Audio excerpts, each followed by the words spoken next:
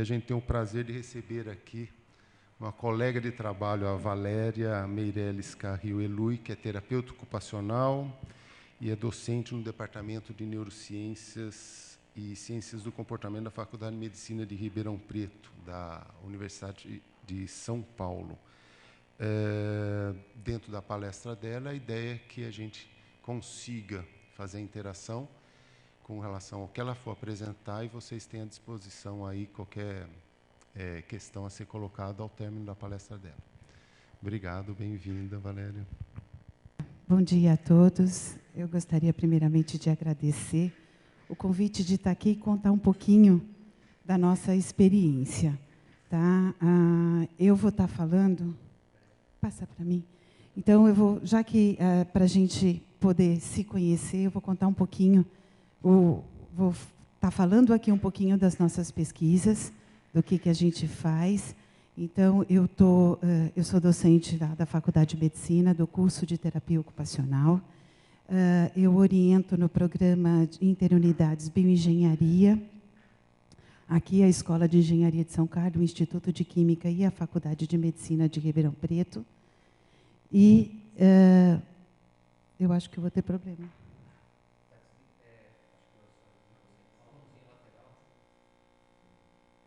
Gente, é muita tecnologia. Mudou? Ah, tá. Então, e atualmente eu estou como pós-doutoranda do Departamento de Engenharia Mecânica aqui na Escola de Engenharia da USP. Então, eu vou contar a nossa experiência da USP e em questão do o tema que me foi dito, os desafios de empreender pesquisa acadêmica em tecnologia assistiva. Então, a gente vai falar um pouquinho sobre que hoje o mundo está tendo cada dia novas tecnologias. Isso facilita a nossa vida. E esses recursos tecnológicos, eles vêm também para facilitar a vida das pessoas que têm dificuldade. Então, eu não vou entrar aqui no tema tecnologia assistiva, especificamente, eu acho que vou falar mais de pesquisa, mas o tema da nossa pesquisa é a tecnologia assistiva, que são serviços e equipamentos que possibilitam que as pessoas tenham função. Tá? De uma forma bem simplista, eu não vou falar de pesquisa de serviços, eu vou falar só da pesquisa de equipamentos. Tá? Então, eu vou direcionar um pouquinho aí a palestra para uma parte da pesquisa. Já que o tema é pesquisa, como todo mundo sabe, o que é pesquisa, né? Então, a gente sabe que é um conjunto de ação que visa uma descoberta de novos conhecimentos, tá? De uma determinada área, mas que também a gente tem associação de áreas aí dentro da tecnologia assistiva. É um dos pilares da atividade universitária. Então, nós, como professores, precisamos fazer pesquisa. É nossa função fazer pesquisa, que tem como objetivo produzir conhecimento e formar recursos humanos. Né? E também visa contribuir para o avanço da ciência e o desenvolvimento social. A pesquisa acadêmica, como a gente também já sabe, é um processo metodológico de investigação, né, que a gente vai formar essas pessoas para fazer esse processo. Então, tem um procedimento científico que vai responder a um problema. Tá? Mas que esse problema ele deve ser relevante.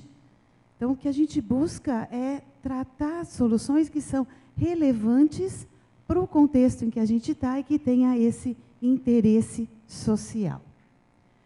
Então, como surge a pesquisa acadêmica? Ela surge de um tema ou interesse do pesquisador ou do aluno. Né? Então, a gente tem que fazer escolhas aí. O aluno tem que fazer a escolha do orientador. O orientador, como é avaliado, ele tem um tema que ele pesquisa. Então, muitas vezes, mesmo gostando, eu não pesquiso aquele tema. Por quê? Porque eu tenho que fazer uma produção no único tema para eu conseguir fomento, que é uma produção minha.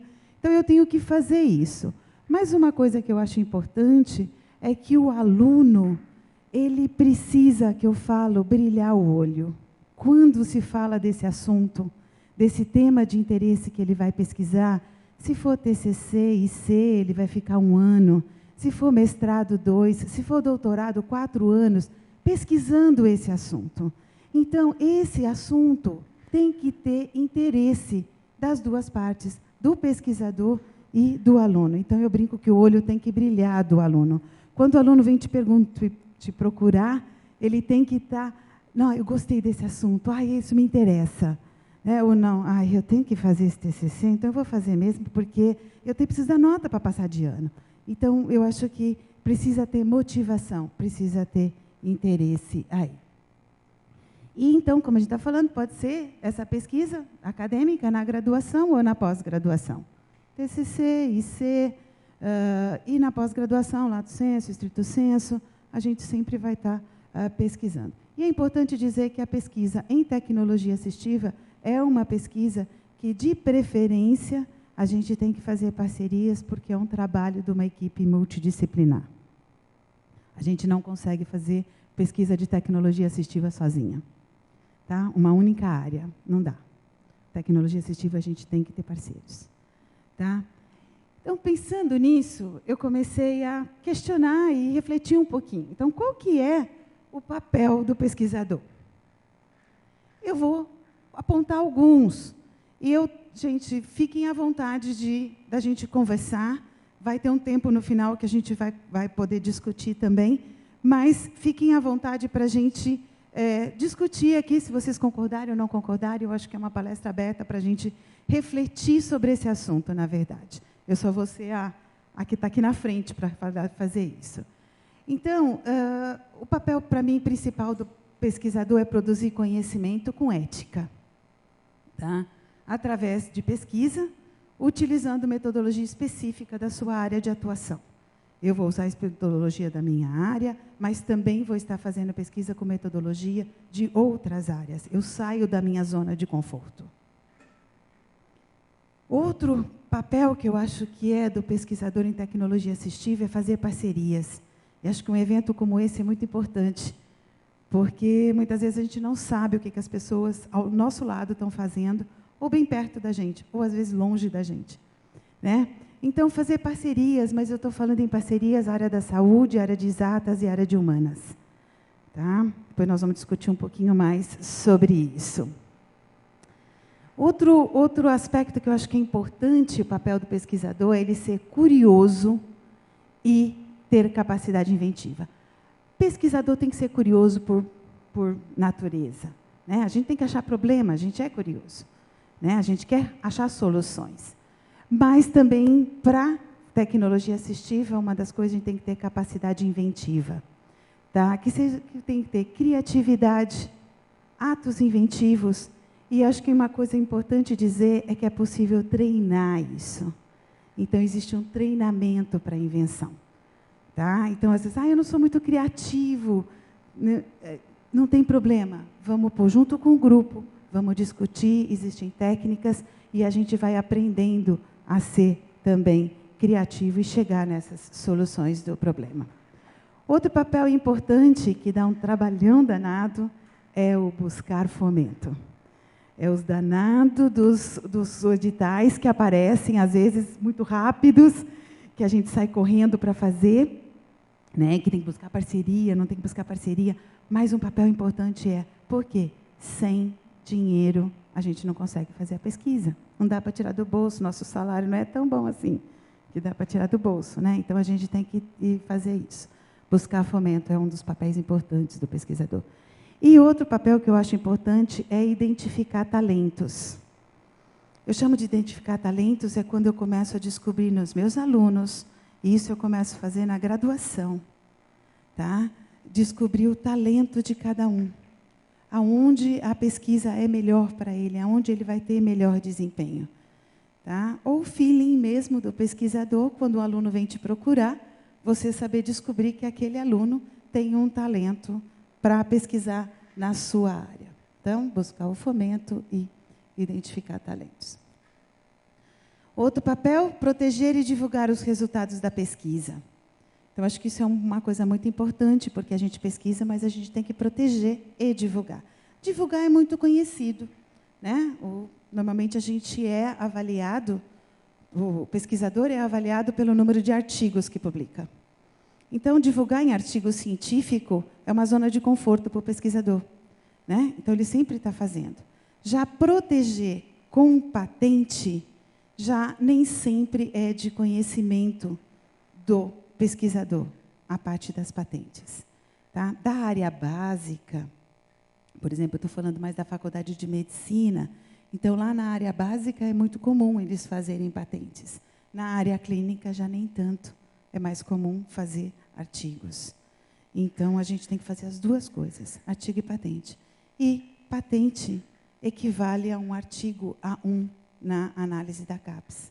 Então, para o programa de pós-graduação, também é interessante ter as patentes. E, com isso, a gente dissemina cultura.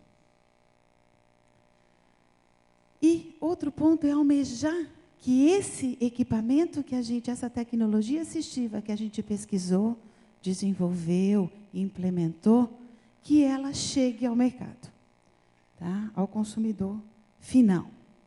O pesquisador também é um ponto importante, ele é considerado um grupo neutro entre a vontade, o interesse do consumidor e o interesse da indústria.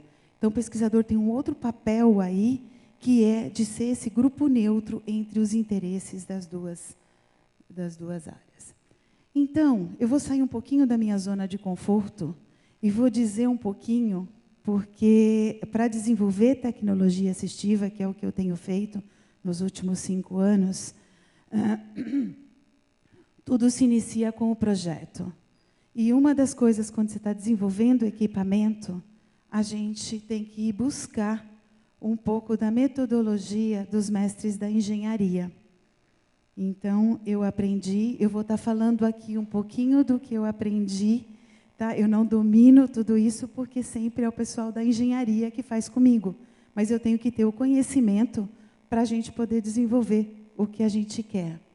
Então, Shigley, ele diz que projeto é um processo inovador e altamente interativo e iterativo.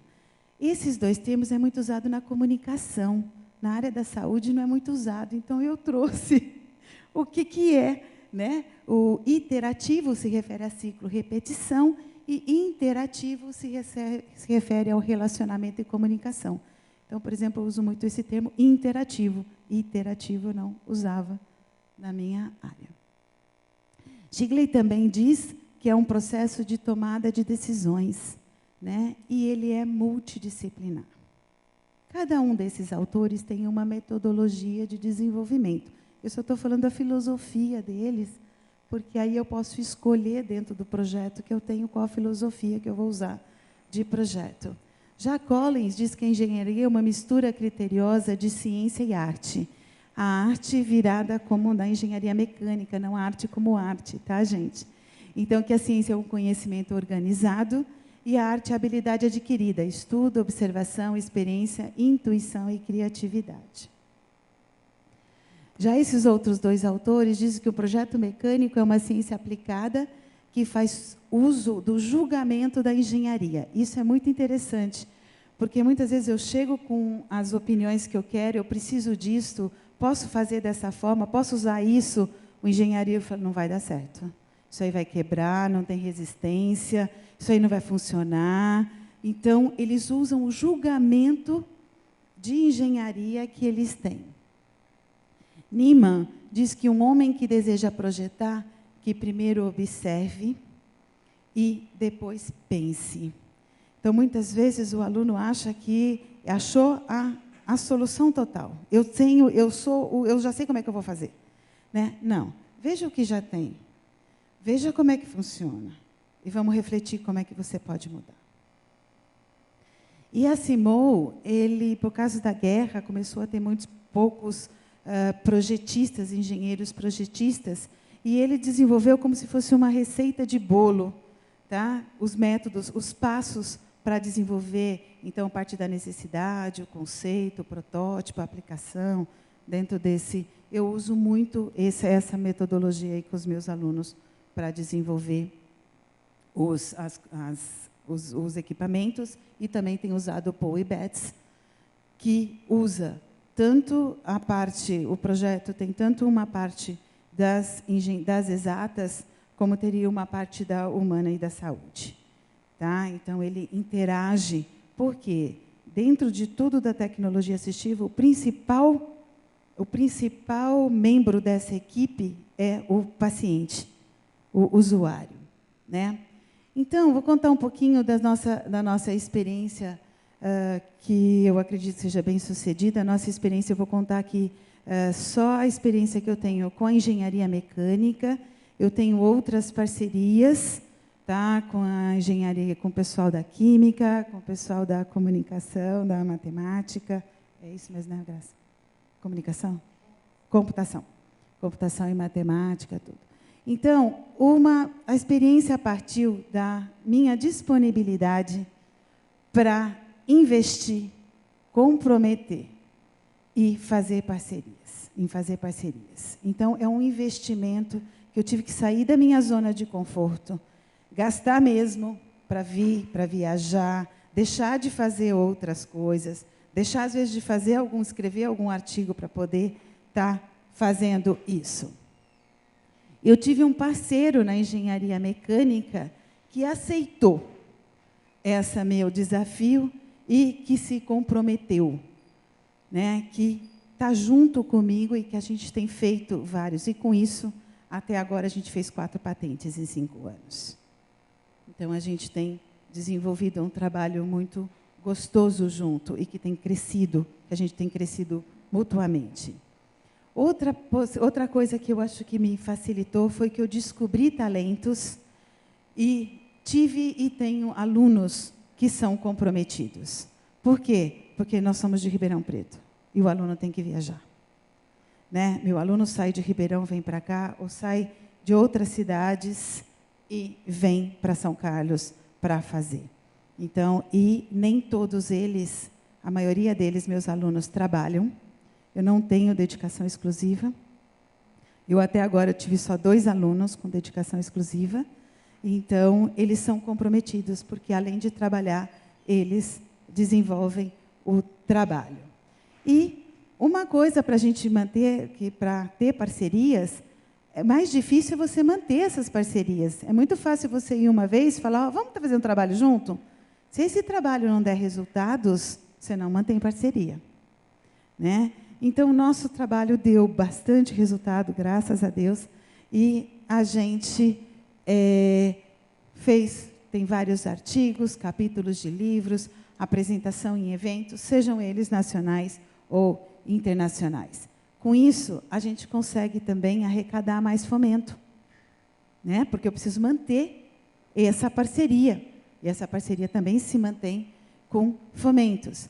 E a gente é agraciado quando os nossos alunos são aprovados em concursos.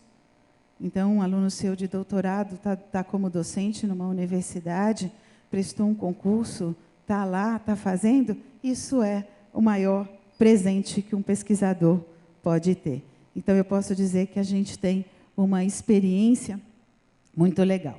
Então, eu vou falar eu vou falar de quatro pesquisas que a gente fez, vou falar bem rapidinho. 2 de órteses de membro superior. Então, esse é um anel em 8. Eu só estou apresentando aqui para vocês o que já está protegido, o que já tem patente pela USP Inovação. Tá?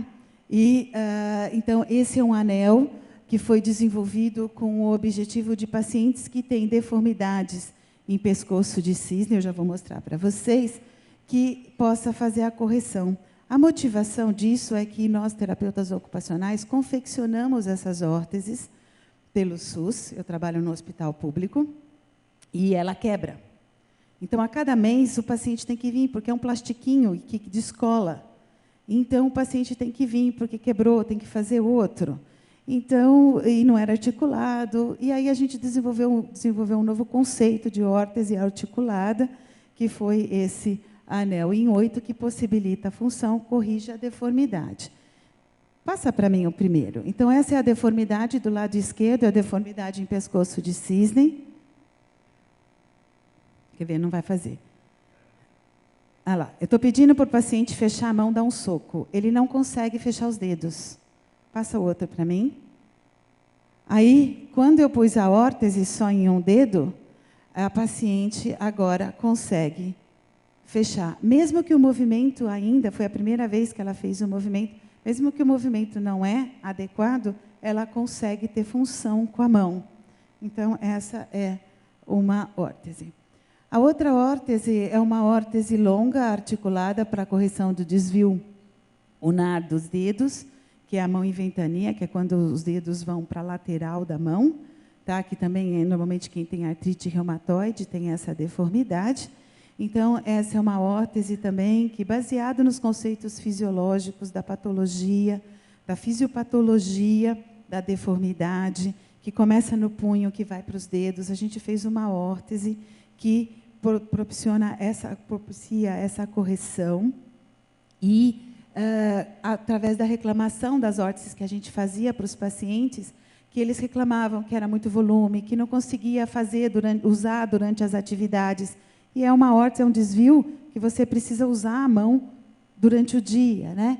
Então, a gente desenvolveu essa órtese, nós estamos evoluindo essa órtese, esse é meu projeto de pós-doutorado, eu estou evoluindo, a órtese corrigiu 60% da deformidade, a gente está evoluindo para corrigir 100%, e eu estou associando a robótica, a órtese, o motor inteligente, para que os pacientes que têm a deformidade, que eles perdem a capacidade de estender o dedo, por causa da mecânica dos tendões, o motorzinho vai fazer, dando assim a possibilidade da pessoa ter uma função plena dessa mão. Então, a gente está desenvolvendo ainda, está evoluindo esse daí.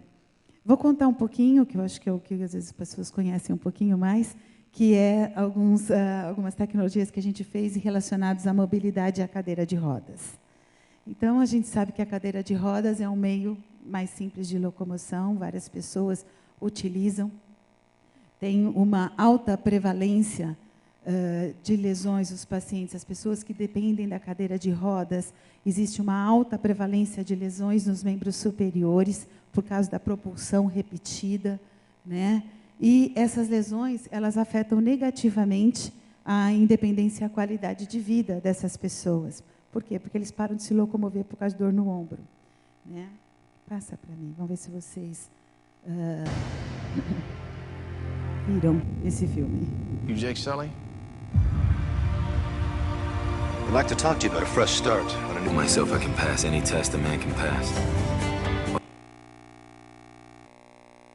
Então, a gente sabe que a propulsão da cadeira de rodas, ela tem uma interface entre o usuário e o equipamento. E essa interface é o aro de propulsão.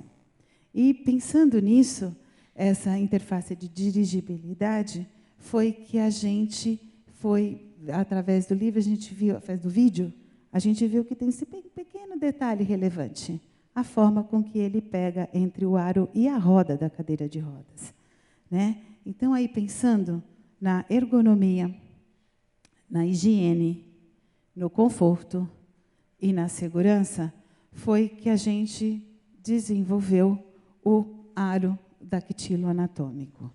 Então, foi um processo que a gente desenvolveu esse aro veio para ter os princípios de ergonomia, para facilitar a propulsão, para pôr menos força nos dedos das pessoas que estão fazendo a propulsão e ficar mais fácil essa propulsão. Então, também é um equipamento que a gente desenvolveu aqui. Mas a gente ainda não estava só contente com o aro. A gente continuou motivado a querer melhorar a independência das pessoas, da mobilidade de usuários que utilizam a cadeiras de roda manual. O aro é uma parte, mas a gente achou que as cadeiras que existem, a gente poderia estar auxiliando um pouquinho mais. Com isso, nós fomos pesquisando e desenvolvemos um novo conceito de cadeira de rodas manual. tá? Mas servo-assistida, que teria características ergonômicas e a propulsão inteligente. Eu vou falar mais um pouquinho. Usar o aro de propulsão ergonômico. A gente fez um desenho de uma cadeira que tem uma roda cambada, mas com aro de propulsão reto, tá? Um motor servo-assistido e um centro de gravidade localizado em posição central, isso visando minimizar o momento de inércia, para facilitar a dirigibilidade. Tá? E a dirigibilidade continuar igual uma dirigibilidade de cadeira de rodas. A cadeira de rodas elétrica é diferente da cadeira de rodas manual, né? Com isso, a gente chegou a esse desenho da cadeira, né? Então, tem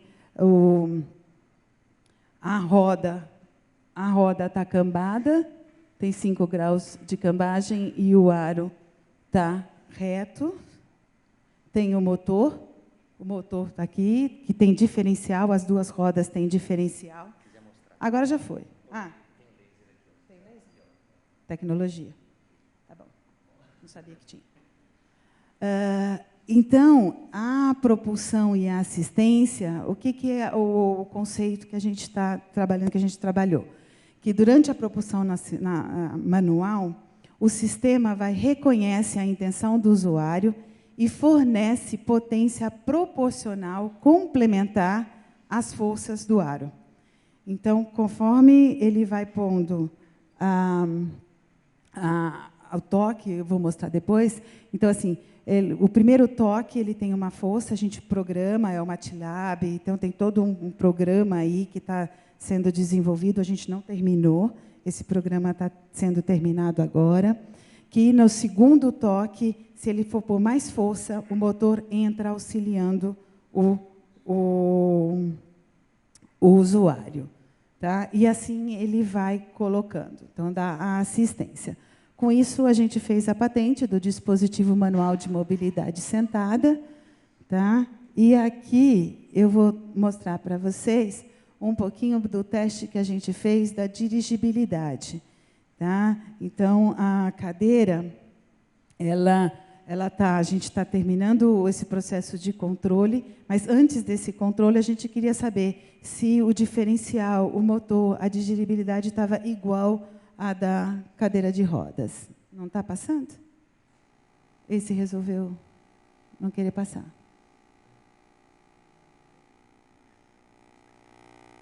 Então, a gente pode ver que a cadeira de rodas manual, você faz o toque, a propulsão, e quando você quer girar, você gira uma cadeira só, um lado só. Então, pode ver que quando ele faz a virada, é igualzinha à cadeira de roda manual. Aí nós estamos com o motor, tá? Na verdade, a gente está com o motor auxiliando, não tem ainda o controle está sendo terminado, tá? Mas a gente estava só testando a dirigibilidade. E se o motor, a capacidade do motor também, que a gente tem, se ele está conseguindo fazer, tanto na subida, na curva, em terrenos diferentes e assim por diante. Tá? Eu vou deixar depois isso aí está no YouTube, inclusive, para quem quiser. E desses projetos todos, como a gente disse, é importante as publicações. Então, teve algumas publicações que... Estou só mostrando as publicações das cadeiras de roda. E agora a gente entra no desafio mesmo. Quais são os desafios do tema da pesquisa, né? Quais são esses desafios? Eu vou colocar alguns aqui que eu refleti e eu senti essas dificuldades. E aí depois a gente vai ver se são as mesmas ou tem outras. Com certeza tem outras. Eu vou falar as minhas dificuldades. Então, fazer parceria com comprometimento. Né? Então, acho que essa é uma das dificuldades bem grandes.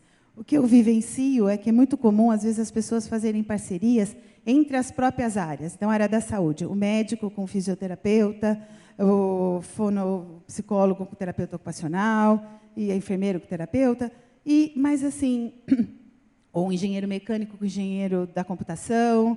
Então, assim, a gente não tem muito, ou de áreas que estão na mesma universidade. Então, eu acho que essa é uma dificuldade.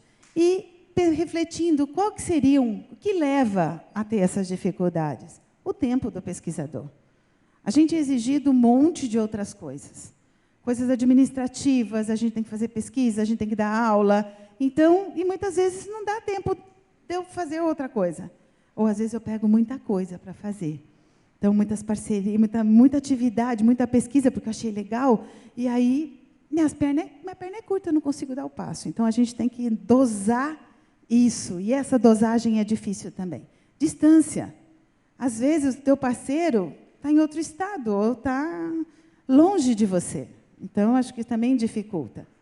Metodologias, são metodologias diferentes, a gente tem que sair da nossa zona de conforto.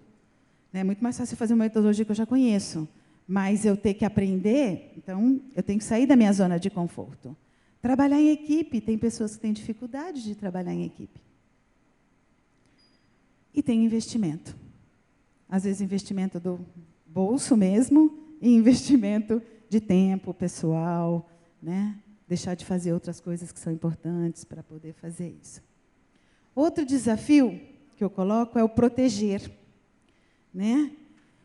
E o que eu sinto é que, às vezes, as pessoas têm falta de conhecimento de como ou o que é e para que serve uma patente. Acho que já tem um conhecimento, eu acho que o pessoal da inovação, eu vou falar aqui a experiência que eu tenho com o pessoal da USP Inovação, tá? Eles têm dado muitas palestras, tanto de empreendedorismo quanto de inovação, que são os focos deles lá. E eles têm arrecadado, acho que têm trazido, mas tem muitas pessoas que não estão motivadas, não têm interesse. Eu já estou fazendo meu artigo, eu já vou ser avaliada assim. Então, não tem interesse. É difícil, nunca uma indústria vai querer, nunca uma empresa vai querer fazer o que eu quero, né? Então, não é meu interesse. E tem custos, né? Então, com a USP Inovação não tem custo nenhum, mas quem não tem uma inovação, uma equipe para fazer isso, tem custos envolvidos, a pessoa tem que pagar. Então, nesse sentido, a USP propicia facilidades através da USP Inovação. Outra dificuldade que eu tive é recursos humanos especializados. E onde é que eu estou falando? A gente está formando recursos humanos, a gente quer formar esses recursos humanos especializados, faz parte da pesquisa. Mas, por exemplo, eu sinto uma dificuldade na pele agora, que é com os alunos da engenharia mecânica. As empresas pagam muito, pagam bem, graças a Deus, esses alunos. E os fomentos de pesquisa não chegam aos pés do que eles ganham nas empresas. Então, eles vão ganhar dinheiro. E aí, quando eu preciso de bolsista na área de mecânica, por exemplo, o projeto que eu tenho, eu não consegui bolsista. Os bolsistas estão ganhando dinheiro, porque o meu projeto dá pouco. Então, é difícil. Então, para mim, é uma coisa que eu acho que é outro papel, não sei se é o papel do pesquisador ou não, mas eu acho que é um desafio a gente tentar falar com as agências de fomento para melhorar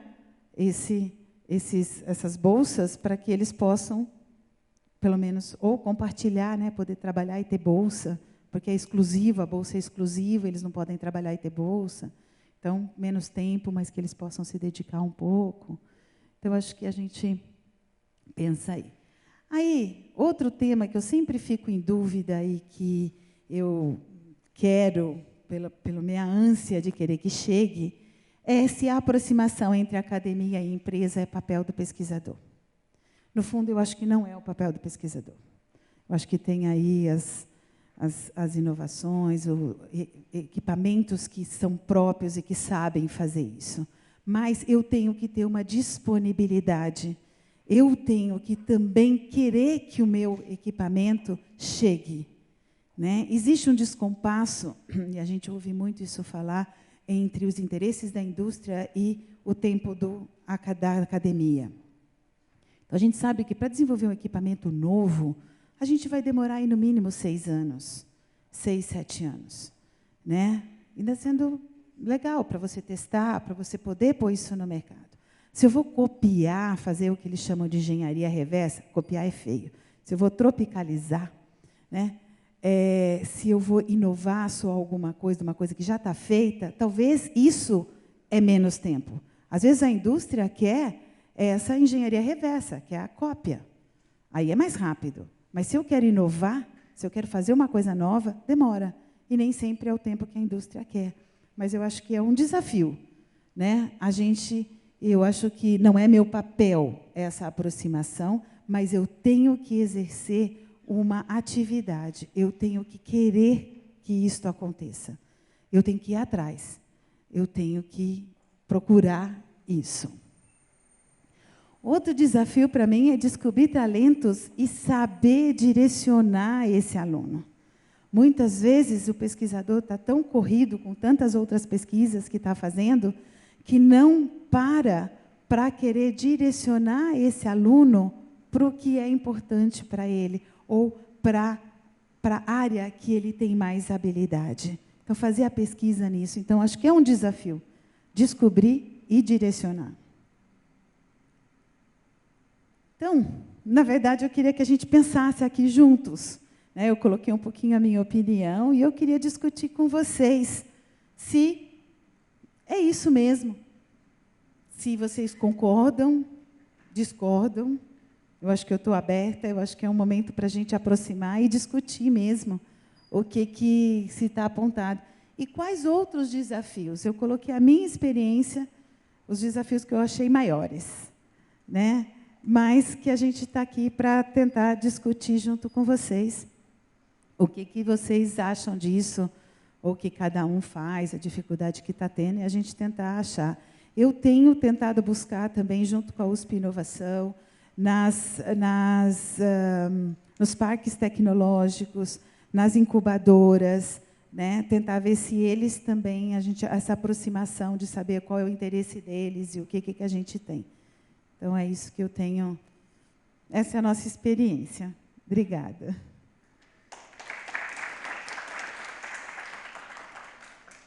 Ok, eu me chamo Michel Hospital, eu sou professor na engenharia elétrica aqui. Vindo de França, você pode observar meu sotaque, então eu vou tentar de ser compreensível. Eu fui 15 anos na indústria e fiz também ensino e agora na universidade aqui. Então, eu gostaria de falar um pouco do papel do pesquisador e das tentativas das organizações acadêmicas de tentar ou incentivar os pesquisadores a fazer engenharia. Engenharia, que é isso? É a maneira de realizar uma ideia com a tecnologia atual para que este produto, ou pré-produto, esteja utilizável, comercializável no mundo real. E lá eu acho que tem um compromisso muito difícil para realizar, porque o pesquisador deve ser um engenheiro. Ele tem todas as capacidades intelectual, material de fazer isso. Um exemplo, patente. Mais a mais, as universidades precisam de dinheiro. Para obter este dinheiro, eles querem que os pesquisadores façam patentes. Ok. Mas isso é um efeito da falta da sociedade de dar mais dinheiro para fazer a pesquisa. Então, colocamos o problema, deslocamos o problema. Quando você quer fazer patente, você tem que fazer isso antes da divulgação das ideias. Se você faz o contrário, você não pode fazer uma patente. Que tipo de patente você vai fazer? Depende do lugar onde você é. Se você está nos Estados Unidos, por exemplo, você pode patentar uma ideia, e não um dispositivo. Se você está na Europa, eu não sei no Brasil, você vai me esclarecer as coisas. Você está na Europa, você tem que patentar um dispositivo. Então, já lá você fez um caminho até a engenharia. Mas é muito mais difícil de patentar um dispositivo que de patentar uma ideia. Ideia eu posso fazer desde lá no chão, agora. Então, você pode imaginar que na competição que temos lá, temos uma competição também acadêmica entre diferentes países. Nos Estados Unidos, é muito mais fácil para um pesquisador de fazer uma patente.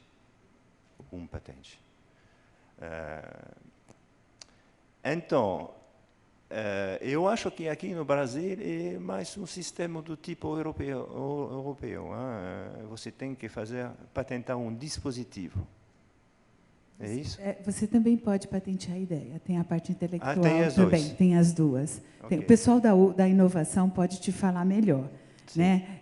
Eu falei de equipamento porque são os que eu fiz, mas tem também a parte intelectual. Tem 4, se eu não me engano, são 3 ou 4 tipos de patentes que você pode fazer aqui no Brasil. E realmente um dos problemas é esse de você não poder divulgar. O aro, a gente tinha um outro aro, eu queria fazer a patente, mas eu apresentei num congresso, deu mais do que 6 meses. E aí eu não pude fazer. Então, tem uma regra, e o pessoal da inovação ajuda muito nesse sentido. Até para elaborar, a forma de elaborar um pedido de patente é totalmente diferente, tem toda uma metodologia. E a USP, aqui em São Carlos, tem, assim, eu vejo e tive aula e estou vendo, eles dão aula na graduação de como fazer patente. Sim. Mas, pessoalmente, eu acho que fazer uma patente não é o papel do pesquisador. Precisa de pessoas da agência de inovação que seja lá, que vão fazer uma interface entre a pesquisa e a patente. Porque para fazer uma patente é muito complicado. Eu fiz 3 ou 4 vezes. Agora estou posado com isso, mas é uma posição ideológica. Segundo tema. Um momentinho, só pegando o gancho nesse, para encerrar só para encerrar esse primeiro tema, uma questão. As agências de inovação, elas têm uma equipe preparadíssimas para fazer a patente. O que cabe ao pesquisador do mesmo modo que ele busca artigos científicos como referência para o seu estudo, ele buscaria no banco de patentes, isso a gente tem até no site do periódico CAPES, por exemplo. Enorme esta coisa. Para buscar informação do que é que ele está propondo. Isso aconteceu comigo várias vezes, porque a gente está propondo algo baseado em artigos científicos. Como nós fomos buscar nas patentes, aquilo já estava consolidado, inclusive ultrapassado. Eu estaria investindo dinheiro de pesquisa num protótipo que, em termos de mercado ou usabilidade para aquela pesquisa, ela já teria ultrapassado.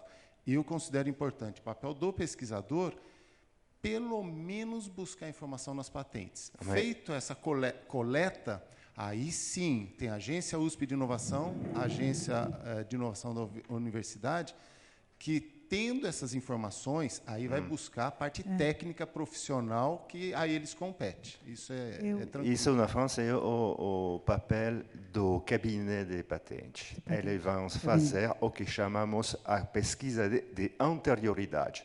Mas isso pode demorar muito, hein? Não é uma hora? Eu acho que hoje os dados na internet você consegue rapidinho, não é difícil, não.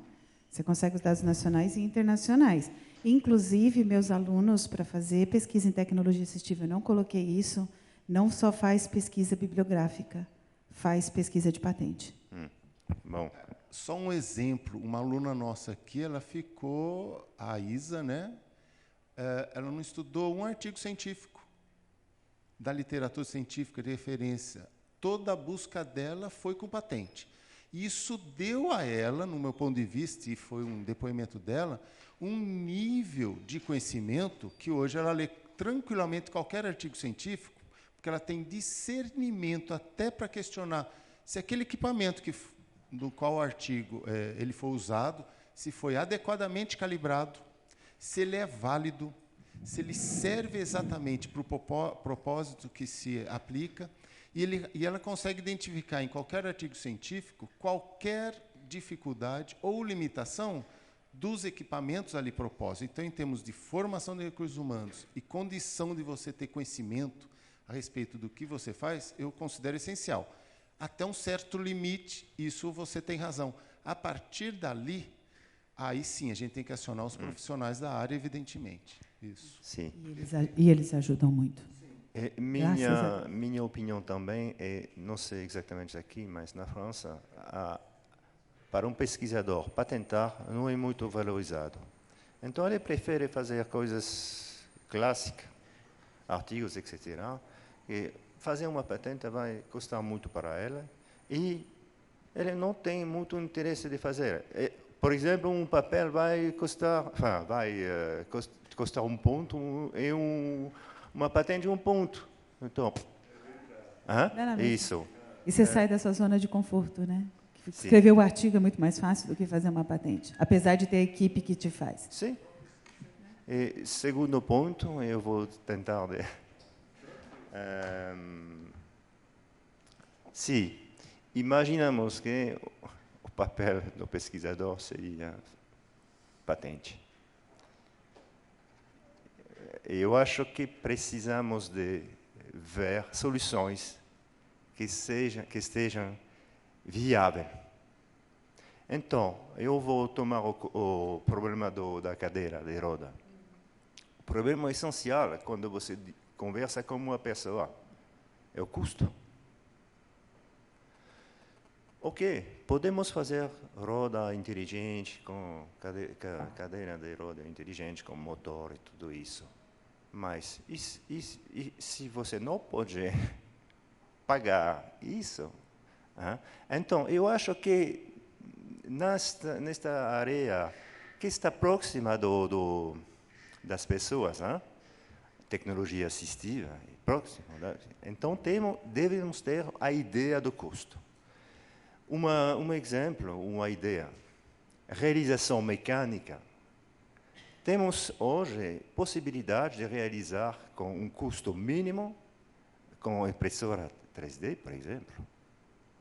Você pode fazer peças muito complicadas com pouco dinheiro. Então, talvez seria uma solução para imaginar mais o custo das invenções ou inovações que queríamos fazer. Eu acho que assim, a gente eu tenho trabalhado só com impressora 3D. A gente tem já feito prototipagem rápida. Eu acho que isso é uma coisa que a gente já tem realizado. Mesmo assim, o equipamento custa caro.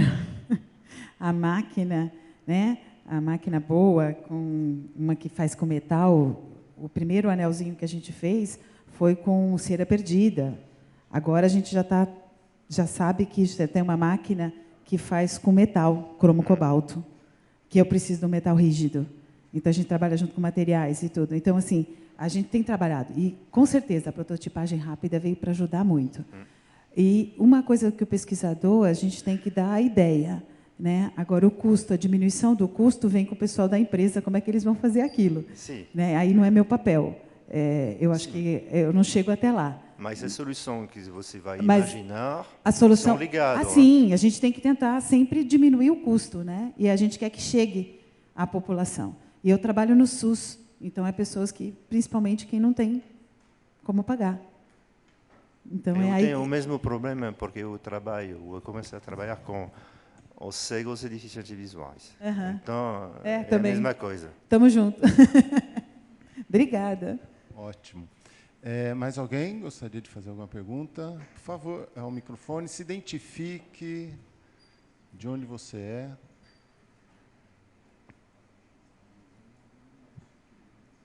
Olá, bom dia. Sou Daniel, sou daqui de São Carlos e sou da área da educação física, da saúde. Só vou falar uma coisinha simples.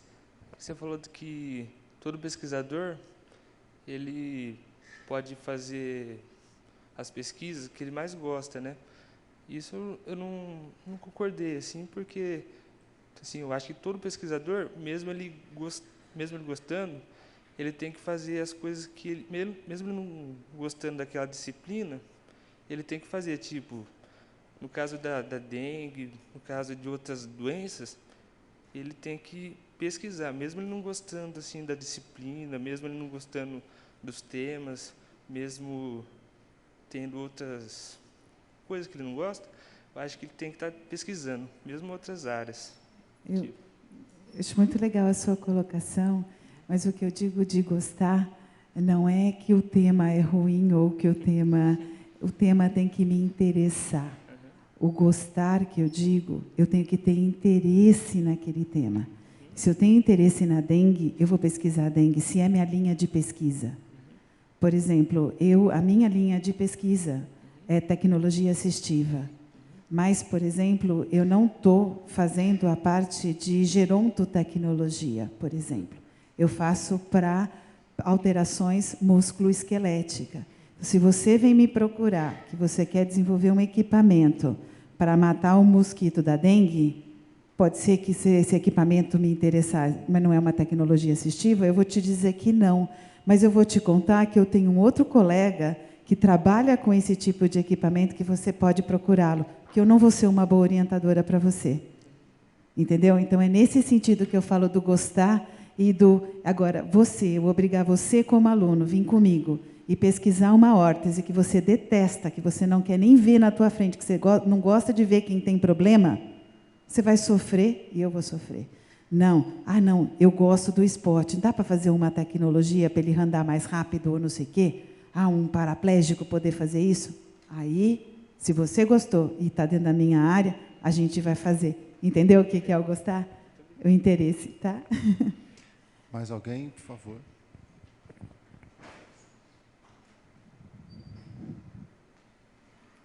Sou Daniela, sou aluna daqui da Química. Eu queria falar um pouco do interesse mesmo. Como que a professora vê a dificuldade como é uma pesquisa multidisciplinar, juntar os alunos da terapia ocupacional, educação física, área de saúde, com os engenheiros mecânicos, relacionar eles. Às vezes, seus alunos vêm aqui para São Carlos fazer uma pós-graduação na engenharia mecânica, relacionar essas duas áreas, não tem conflito? Tá. Como que... Tá. Deixa eu te contar um pouquinho. A gente faz isso com a bioengenharia, porque aí na bioengenharia já é interdisciplinar, né? Então, como é que a gente faz? Tem uma parte que é o engenheiro mecânico que vai fazer. Então, a hora que ele vai fazer a engrenagem, vai ver o equipamento, o conceito, eu vou dar a ideia. Eu falei, eu preciso que o equipamento funcione desta forma, eu preciso desse equipamento que vai ajudar assim. Olha, não adianta você fazer um grip assim, porque o meu paciente não consegue segurar assim, ele só consegue segurar assim. Então, eu passo as ideias, o conceito que eu quero, ele desenvolve a parte mecânica. E aí, eu, como terapeuta da área da saúde, eu vou testar no paciente. Eu vou ver a eficácia daquilo, eu vou validar esse instrumento, eu vou aplicar, vou ver o que ele fez ou não fez no paciente. Então, cada um tem a sua etapa, o seu momento. Como eu tenho o pessoal de engenharia, como eu tenho o pessoal de materiais. Parte química, por exemplo, eu desenvolvo equipamento para material para órtese, com mamona, com óleo derivado da mamona. E estou fazendo até com uma parceria aqui com o professor Agnelli, de materiais aqui. Então, a gente está desenvolvendo um material para confeccionar órtese, um material nacional para confeccionar órtese. Então, a gente trabalha junto, a gente faz junto. Eu tenho as características que eu quero e eu testo. Então, cada um vai ter o seu papel, o seu momento importante dentro. E é feito junto, para você conhecer como é que o paciente está, você que é da mecânica, ou você que é do... Tá? E junto com a área de... Então, há uma integração. Esse é o trabalho de equipe. Cada um vem com o seu conhecimento, unir tudo para trazer o resultado da pesquisa. Sim. Sem pensar no lado financeiro, há interesse, assim, pelo menos da parte dos engenheiros, resolver problemas biológicos, resolver problemas da saúde. Sim, eles estão com essa mentalidade já. Sim, eles também estão procurando parcerias, eles também querem. A grande verdade é que todo mundo quer parceria. Todo mundo quer, porque eles têm as ideias, mas eles não têm aonde testar. Então, eles também te procuram porque eles querem testar. Então, não é uma coisa que vem só de um lado. Não sou só eu que vou procurá-los. Eles também vêm me procurar. Nós temos aqui, da computação, a Graça, que veio me procurar. Que a gente começou a conversar por interesse, tenho interesse disso, daquilo. Ela foi para Ribeirão, eu vim para São Carlos. Então, a procura por parceria é mútua. Na verdade, todos nós, pesquisadores, não tem como fazer pesquisa hoje em dia sozinho. Hoje nós precisamos de equipe, nós precisamos trabalhar em conjunto. Nós vamos trabalhar junto com o médico, junto com o engenheiro, junto com a computação, junto com o arquiteto, com o filósofo, com todos. Depende, mas todo mundo quer trabalhar junto e precisa. Obrigada. Eu acredito no trabalho em equipe, então eu sou meia fora para falar isso, porque eu só consigo trabalhar em equipe. Obrigada pela palestra, Valéria Fátima. Meu nome é Maria da Graça Pimentel, eu sou da computação da USP, apesar de ter feito graduação aqui, então eu me considero prata das duas casas, certo? Eu sempre falo isso para os meus alunos. Então, é muito fácil tentar articular, ou tentar conversar com todo mundo. O difícil é realmente ter energia. Acho que o ponto tempo lá para a gente é importante, o ponto interesse, assim. Só comentar uma coisa, Valéria, você falou assim, que ninguém consegue fazer assim. Dá, as pessoas, muitas vezes, tem muita gente que faz pesquisa só na sua área, né? O cara fica confortavelmente lá e tem problemas seríssimos para resolver lá dentro, né? Mas, assim, quando você quer sair um pouquinho fora da caixinha, quando você quer fazer coisas aplicadas, eu acho, principalmente, você tem que integrar, você depende dos seus profissionais, eu concordo plenamente, sou registro, né, direto dessa tentativa de parcerias aqui, da computação. Agora, uma coisa que me pega um pouquinho, quando a gente está falando de patente em particular, né, ou de registro, é em relação, assim, o submeter a patente é parte do problema. Quer dizer, uma coisa é dar um trabalho, você tem suporte, você tem equipe, você registrou a patente, beleza. Aí chega alguém, então você fez um esforço danado para conseguir colocar aquilo e proteger a ideia, né, já que você não publicou a ideia e deixou para todo mundo utilizar, mas aí depois que você publicou aquilo, chega alguém, faz a engenharia reversa do seu projeto, e, no fundo, que ele poderia ter feito a engenharia reversa do seu artigo, na realidade, você já teria colocado lá, e, no fundo, você, assim, ele acaba trazendo, sei lá, se você fizer, por exemplo, alguém em algum lugar com um custo muito menor, pode fazer uma engenharia reversa e construir aquilo a um custo muito mais barato, né, e chegar para o seu público, que muitas vezes é o que você quer mesmo.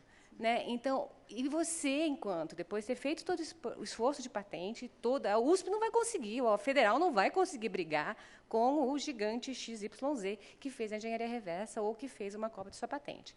Então, no fundo, assim, o esforço que tem por trás a gente chega e publicou a patente, beleza, agora, e aí, quem que garante a patente? A USP não tem energia para garantir patente. Eu acho que a Federal não tem energia para garantir patente. Esse acho que é o meu grande ponto de interrogação em relação a isso. Eu compartilho com você da dificuldade. Eu acho que é um gasto energético muito grande. Nenhuma das minhas patentes foi para lugar nenhum.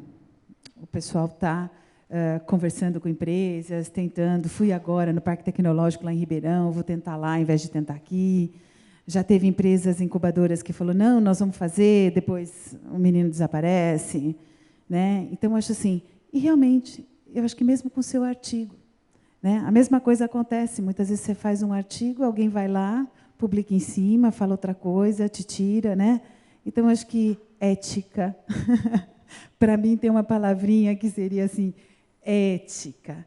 E a gente sabe que tem pessoas que não trabalham com a ética. Então, eu fiquei sabendo do Aro, que tinha uma empresa aqui que a gente foi mostrar e que estava pedindo para uma outra pessoa confeccionar. Né? E daí, se acontecer isso, depois a USP, o pessoal da inovação, que tem o problema para resolver, não vai ser meu. Aí eu estou fora. Eu acho que a gente tem aí um caminho da inovação. Eu optei por fazer patente no sentido de proteger a ideia, o próprio equipamento, e a minha ideia e o meu sonho é que chegue. Então, eu ainda estou lutando, eu ainda estou indo, o pessoal da USP Inovação está procurando. E, assim, para te falar a verdade, eu tenho interesse, tem um pessoal nos Estados Unidos que tem interesse. e vou para lá. Se eles tiverem interesse em fabricar e for o único lugar que eu achar que vai fabricar para mim, eu não queria que fosse lá. Eu queria que fosse aqui. Mas se lá for o único lugar que falar eu vou fazer, eu vou levar para lá. Vai chegar em alguém, vai chegar para o meu paciente, vai chegar para algum paciente que precisa. Para mim, chegando com o paciente que precisa e ajudando o paciente, é o que eu, como pesquisadora, vou estar feliz. Quero que sejam os brasileiros. Mas... Fica à vontade. Bom dia. Bom, eu acho que essa discussão era para amanhã, né? Mas como o negócio está aqui na mesa, a discussão está na mesa, como diretora da Agência de Inovação da UFSCar, eu não poderia deixar de me manifestar a respeito da questão da patente, da proteção da propriedade intelectual. Acho que uma coisa importante para a gente ter em mente é que, na universidade, a gente não protege para restringir, né? A gente só tem sentido proteger para licenciar, para transferir, para que aquilo se reverta em benefício para a sociedade na forma de produtos ou serviços, que não somos nós, universidade, que vamos produzir. Então, a gente protege, sim, para evitar apropriação indébita, né? E para que a universidade e os seus pesquisadores tenham um retorno daquilo, né? No qual foi investido não só recursos financeiros, mas todo o esforço de pesquisa, né, de tempo, enfim, né, de investigação. Então, na nossa universidade, diferente do que acontece em alguns outros lugares, nem tudo que vem para a agência de inovação é protegido. A gente avalia, de maneira que só é protegido aquilo que tem a possibilidade de dar retorno, ir para o mercado, se transformar em produto, serviço e atender a sociedade. Então, essa é uma coisa importante. E, nessa perspectiva, os escritórios de transferência de tecnologia têm um papel fundamental, porque são eles que vão buscar esses parceiros, né? É inevitável, né, a necessidade de ter o pesquisador como parceiro, o inventor como parceiro, que é ele que sabe exatamente que empresa que pode licenciar e comercializar aquele produto. E, além disso, a gente deve lembrar que a outra alternativa, e que a gente está aqui para incentivar também, é que esses resultados, que eles possam ir para o mercado através da ação empreendedora dos nossos alunos que estão com a gente nas pesquisas, né, e que a gente forma na universidade para procurar emprego e não para gerar emprego. Então, isso é uma oportunidade excelente, né, para esses alunos, e por isso que a gente tem incentivado, e não somos só nós, outros escritórios de transferência de tecnologia do país, têm incentivado a criação dos spin-offs acadêmicos, né, e tem dado todo o apoio às iniciativas empreendedoras. Legal, eu agradeço, que eu sei que vai ter uma palestra sobre isso, né, que eu acho que vocês conhecem muito mais, mas eu agradeço o esclarecimento. Muito obrigada. Com relação à internet, temos Karina Furlan, de Maceió, João Alves, de Campinas, Sônia Vilar, também de Campinas, André Buscaro, de São Paulo, com relação a duas questões, né? Se a cadeira de rodas que foi investido, tecnologia, se está disponível no mercado, se é acessível financeiramente. E dois, eu compro uma cadeira, vou utilizá-la, a pessoa vai utilizá-la, a independência de não ter alguém a conduzindo, mas aí tem um outro problema, como é que o gestor público aceita o usuário de cadeira de rodas nos seus calçamentos, nos passeios, né, com buracos, irregularidades e falta de rampas para acessibilidade. São essas duas questões. Tá, bom, é uma pesquisa, a cadeira de rodas é um projeto, ela não está no mercado, ela não está finalizada, tá? Então, a gente ainda estamos trabalhando nela, então não tem previsão ainda de quando ela estará no mercado, tá? Ainda estamos terminando, como eu disse, terminando o controle da cadeira, Então, ainda tem um passo aí. E é importante dizer que ela é um protótipo, né? Toda pesquisa que a gente faz, tudo isso é um protótipo. Para ela chegar no mercado, eu vou precisar dessa indústria que queira fazer. Ainda tem todo um processo de descarte, um processo de marketing, todo um outro tipo de pesquisa que a indústria que tem que fazer, né? Então, todo um outro trabalho que a indústria tem que fazer. Então, não, infelizmente, ainda não está, mas, se depender da nossa vontade, logo ela estará, logo não sei quando, mas ela estará um dia. Tá? E quanto aí a gente vai falar de acessibilidade. A acessibilidade tem as normas, deveriam estar sendo cumpridas, com a inclinação de rampa, com não ter buraco na calçada, mas, infelizmente, a gente tem essas dificuldades de acessibilidade. Então, normas e leis de acessibilidade para cadeira de rodas, todo edifício público, passeio, casas, deveriam ter. Né? Hoje em dia, o arquiteto só pode construir se tiver as normas de acessibilidade. Dá o habitat se tiver as normas de acessibilidade. Mas a gente sabe que nem sempre acontece. Então, mesmo você tendo uma cadeira manual, uma cadeira de rodas, ou um carrinho de bebê, você andar com um carrinho de bebê, né? Então, você tem problemas de acessibilidade. Então, aí é um problema de políticas públicas, da gente estar atuando nas políticas públicas e fazer com que as regras sejam cumpridas.